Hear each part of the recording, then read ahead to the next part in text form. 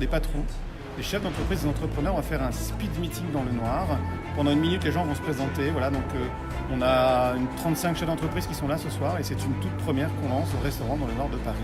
Organisé avec TAB, qui est un groupement d'entrepreneurs qui a pour vocation d'accompagner les chefs d'entreprise dans le fait de pouvoir échanger sur des problématiques, qu'elles soient d'ordre professionnel, mais aussi parfois d'ordre personnel. Moi je trouve ça très original, je trouve que c'est une démarche en plus qui va dans le sens de ce qu'essaye de faire TAB, c'est-à-dire d'apporter des solutions qui déstabilisent un peu et qui font avancer.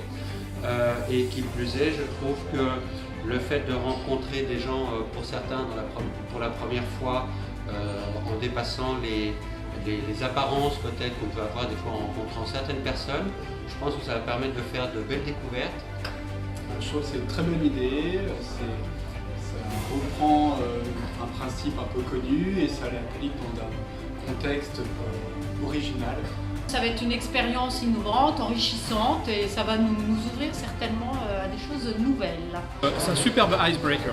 Moi j'ai trouvé ça que c'était vraiment super parce qu'en fait il y a une écoute qui est, je pense, beaucoup plus importante que le fait qu'on soit dans le noir et qu'on ne voit pas du tout les gens.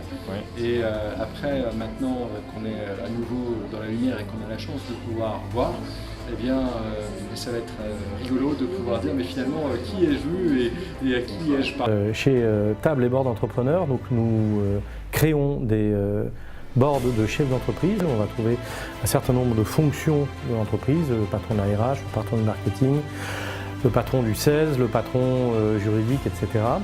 Et nous le mettons à disposition d'entreprises plus petites, entre 5 et 250 salariés. L'objectif étant de permettre à ces patrons d'abord de sortir de leur isolement et ensuite de pouvoir prendre avec plus de confiance un certain nombre de décisions, notamment de décisions stratégiques, parce qu'ils vont être entourés de conseils d'experts qui les connaissent, qui les suivent et qui vont permettre tout simplement de soit les rassurer dans les directions qu'ils ont déjà prises ou éventuellement de les remettre en question de façon à servir les intérêts de l'entreprise.